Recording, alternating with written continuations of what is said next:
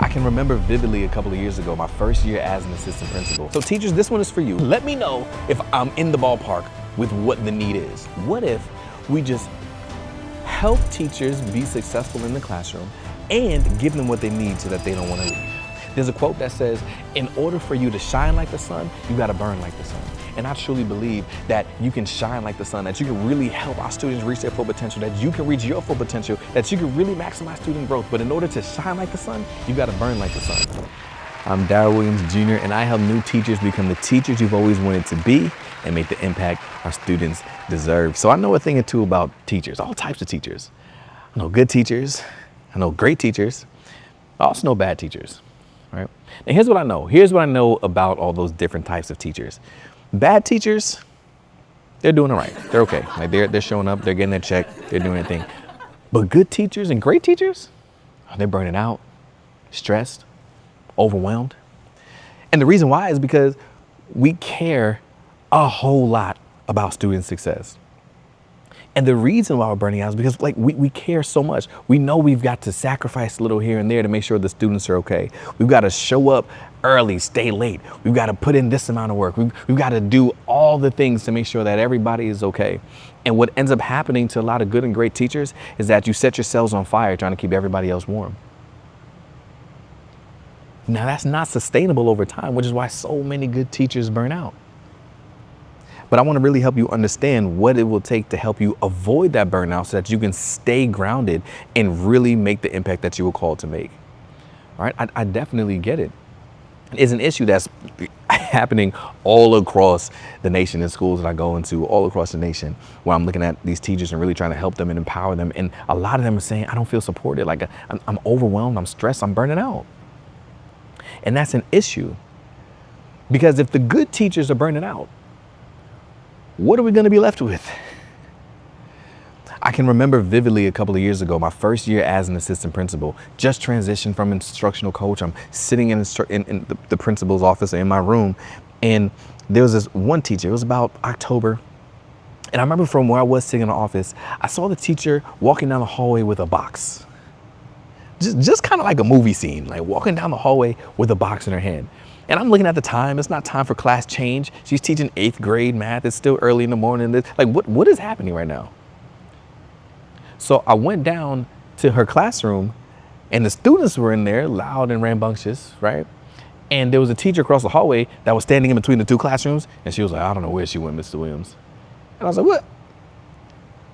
So I went and I walked out the back door to where the teacher parking lot was, and there she was walking to her car. And I remember walking up to her car behind her, and I just remember asking her, or I went to ask her a question, and then she turned with tears in her eyes and she looked at me, and I'll never forget this face. And she looked at me, she said, it does not matter what you say to me, Mr. Williams, I will not stay. Tears in her eyes, mascara dripping, eyelash hanging. It does not matter what you say, I will not stay. And I said, I'm not trying to make you stay. I just want to know what happened. Her response is something that I'm sure that a lot of good teachers resonate with.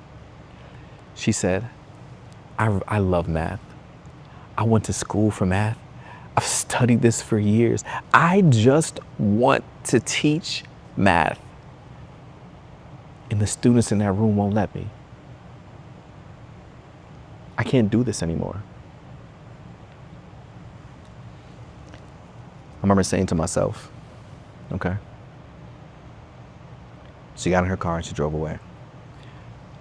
I went back into her room and I sat there for the rest of the day. And we couldn't find coverage and things like that. I remember working out of her classroom, but it really stuck with me, that look in her eyes when she just said, there's nothing you can say to make me stay. How did we get to this point?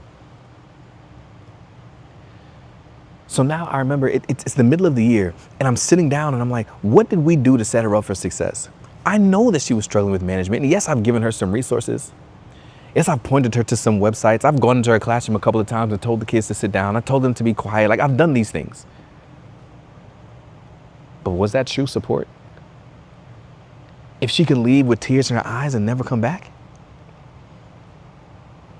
It was my first year as an administrator, and I remember thinking to myself, that can't possibly be what support is. just giving them resources and telling them they're going to figure it out. So now I find myself on Indeed. Not for myself. But I find myself on Indeed and it's like, we need to have an 8th grade math teacher. So what I'm doing now is I'm looking for a qualified professional. Like, I need somebody who has teaching experience, who has a license, who can take over this 8th grade classroom, who's going to come in and improve the culture, who's going to be able to manage these students, who's going to connect well with parents and families, who's going to mesh well with the rest of this team. If she's nationally board certified, that'll be excellent. I want to make sure that she can come in mid-year. And so for right now, it's October and she's just vacant, looking for a job. Y'all think I was successful in finding that teacher? No, we had a long-term sub, had to come and fill the classroom. And I realized something through that whole experience. And I really want you to understand this. I know we have administrators in the room and I need you to really get this. What happens is we end up losing good teachers that our students deserve and searching for teachers that do not exist. The teacher I was searching for didn't exist. But the teacher that drove away from the building crying wanted nothing more than to be in that classroom if she was supported. So what we've got to do is we've got to make sure it's really not rocket science. It's really, when I really sat down and thought about it and boiled it down, I came up with 2 things that we have to do. And it's really not that hard. So teachers, this one is for you. Let me know if I'm in the ballpark with what the need is. What if we just help teachers be successful in the classroom and give them what they need so that they don't want to leave? Yeah, I thought that you would like that, right? It's really not rocket science. Help them grow in their competence so that they have the confidence so that they can show up in the classroom and be effective, and then also give them the things that they need so that they don't ever want to leave. So that they want to stay and continue to make an impact.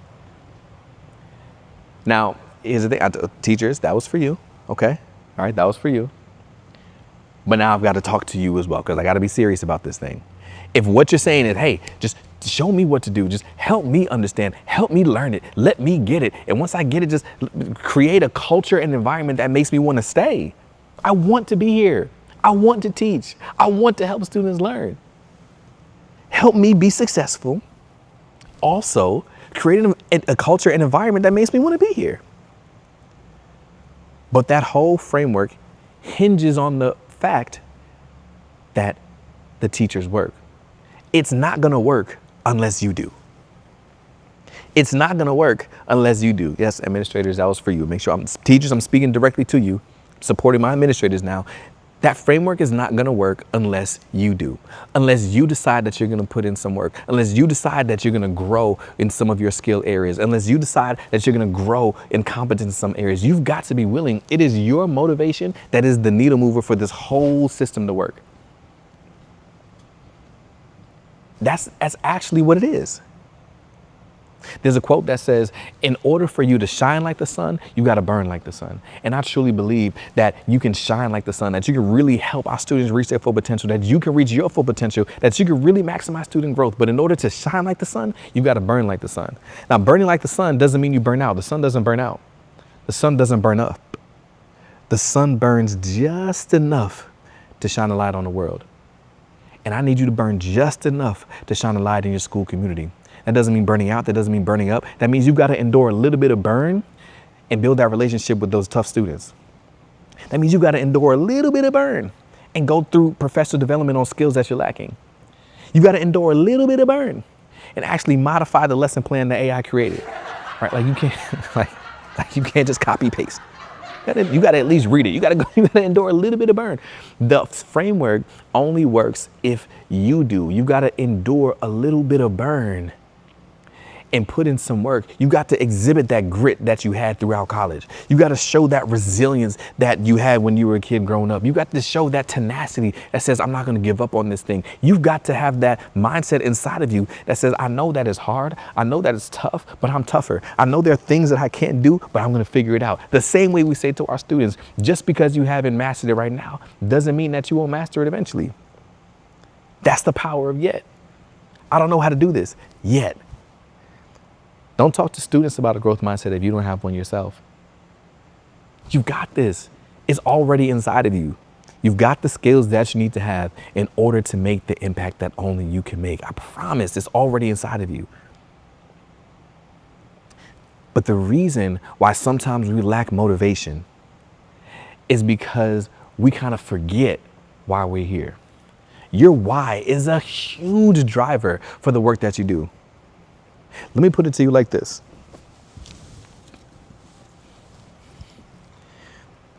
This stick right here, this stick represents our career. And let's say we start right here. When we first start, we're super excited. We're super energetic. We're super proud. We're grounded in the why. We remember going through the tough times that we had to go through in order to get to this exact moment right here. The long nights studying in college, or the career switch that we had to make, the pay cut we had to take in order to be in the classroom. But you had a why that says, I want to inspire students. I want to empower students. I want to help them reach their full potential. I want to change the future. I want to make a better world for my children. Whatever it is that you said, you were grounded in that why. So when you first started, watch this. You're really, really, really close to your why. And when things got tough, as I'm trying to bend this right now, it wouldn't break because you're right here. You're attached to your why. But as time moves on, and as we come against setbacks and challenges, come across hard things, we come against things that make us feel inadequate, see things that don't go like how we thought it was gonna go. We start saying things like, I don't get paid enough for this. I shouldn't have to go through this. We get further and further separated from our why. And when we are further separated from our why, when we experience a challenge or pressure, when we experience tough times, when we experience hard things, we snap. Because we've been so far removed from why we started in the first place. Which means your biggest motivator, the thing that's gonna help this wheel move, what's really gonna help us to avoid burnout and show up consistently for students is getting reconnected with our why. Why did you start this in the first place? Why are you here? What made you say, I wanna be an educator? We know it wasn't for the money. We know it wasn't for the popularity. We know it's not for the fame. There's a reason why you said, I want to be a 6th grade math teacher. There's a reason why you say, I want to be a high school biology teacher. There's a reason why you said, I want to step in a school building from 7 a.m. to 4 p.m. every day, 5 days a week for the rest of my life. Okay, not that, maybe not the rest of your life, but there's a reason. There's a reason why you said, this is what I'm going to commit myself to. There's a reason why you studied for that praxis. There's a reason why you got that licensure. There's a reason why you went to college for 4 years, or you got that advanced degree, or you got that post-collegiate degree. There's a reason why you went through all of that. What is that reason? What is your why? For me, it's because it literally pains me. I've got family members, I've got friends, I've got people who I see around often. And so often I see somebody that is doing something that they don't want to do with their life. But the only reason why they're doing it is because they don't have the option to do something else. I can think about some cousins who are like, man, I really wanted to be a nurse, but the reason why I'm working at Marshall's is because I couldn't pass the NCLEX. There's nothing wrong with Marshall's. I love Marshall's. I might have got this shirt from Marshall's. There's nothing wrong with Marshall's. What I'm saying is there's a disconnect between what you wanted to do and what you're currently doing. And you're settling for a life because you didn't have the option to chase the right thing. You didn't have the option to do what you were called to. I was inspired by Les Brown for my definition of settling. Les Brown used an example of when you settle, think about when you sue somebody and you settle outside of court. When you settle outside of court, you get less. But the reason why you settle outside of court is because you don't think that you're gonna get all the money that you're asking for if you were to actually go through trial. So you just settle for a lesser amount because you're afraid that if you go through trial, you won't get anything. Settling in life is when you accept something less than what you were going for because you're afraid that what you asked for was too much. And it really pains me when I see somebody that is settling in life. Which is why I said to myself, the reason why I want to become an educator is because I want to help empower students with options, with choices. I want to give them the foundational skills that they need so that they can create whatever future they want for themselves, because it pains me to see somebody settling for a life. I don't want anybody to settle for a life that they don't want to live. I want people to live the life they choose, not the life they're forced to settle for. What's your why? What's the reason why you do this work? Why do you show up? When you ground yourself in that why, even when things come up that are painful, that are harmful, that are like, I don't want to do this anymore, you can still continue and persevere.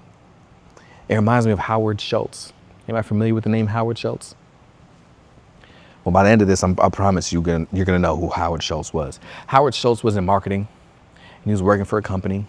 And he took a trip to Italy. And when he went to Italy, he was admiring like how they operate in their coffee shops. He was like, it's a place where people come and they hang out, and it's really like, you know, a culture around it. They are able to connect. Like it's more than just about the coffee. It's like a whole culture and movement. He came back to the US and he went to his company. He was like, listen, we need to create more than just coffee. We need to create an experience. We need to create connection. And his CEO at the time had said, no, coffee is for consumption. It's not about culture. Now, Howard could have been like, okay, you're right. Let me go back to my job. I'm making good money. Let me just do this. He left that job. He started his own coffee company. He really prioritized connection, really prioritized people, really prioritized that culture. As he grew that company over a couple of years, eventually it was bought out by a company that is now known as Starbucks. And Howard Schultz became the CEO of Starbucks. Over the years, people looked at the growth and trajectory of Starbucks. Some of y'all had Starbucks this morning. It's a global brand. It amassed millions and billions of dollars. And they asked, through all the different economic challenges, through all the different struggles, through the stock market crashes, as some other companies have popped up and got shut down and gone bankrupt, you still stand strong. How is it that you were able to do this? And Howard responded, because I'm not in the coffee business serving people. I'm in the people business serving coffee. He's in the people business and serves coffee to them. He said, any decision that we had to make, I'm focused on how's it going to affect the people? How's it going to increase connection? He was so grounded in his why that no matter what problems he faced, it allowed him to keep pushing through. When he faced economic struggles, it allowed him to keep pushing through. When he faced adversity, it allowed him to keep pushing through. When he faced setbacks, it allowed him to keep pushing through because he was so grounded in his why. The question I have for you is, how grounded are you in your why? Are you in the teaching industry to teach subjects? Are you in the teaching industry to teach students? What do your students need? How are you going to show up for them? How is it that you are going to make a great impact? I know it's tough. I know it burns, but you got to burn. You got to endure a little bit of burn sometimes. Not a whole lot. We're not trying to burn out. We're not trying to burn up. We're just trying to burn just enough like the sun to light up our world. And you can do it. You're strong enough. And the thing that's going to allow you to keep putting one step in front of the other, the thing that's going to allow you to keep pushing yourself, the thing that's going to allow you to keep going is when you ground yourself in your why. Burnout happens when you focus on the millions of things you were tasked to do. Burnout is prevented when you focus on the one thing you were called to do. When you show up for students, when you use your unique gifts, talents, skills, and abilities to make the impact that only you can make. So the one thing that I need you to do is remind yourself of what your why is. Take some time to really say, why am I here? Why did I start this? Why did I do this? It's going to give you the energy that you need to take just one more step. And when you do that, when you realize that you can keep putting one foot in front of the other, when you realize that you can learn some skills that you don't have yet, when you realize that you can grow in your competence that's going to lead to your confidence, when you realize that you can do that, then you be the teacher you've always wanted to be and make the impact our students deserve. I'm Daryl Williams Jr. That's my time. I help new teachers become the teachers they've always wanted to be and make the impact our students deserve. Because I've been there. I know what it's like to struggle, to feel like I'm not enough, but I also know what's on the other side.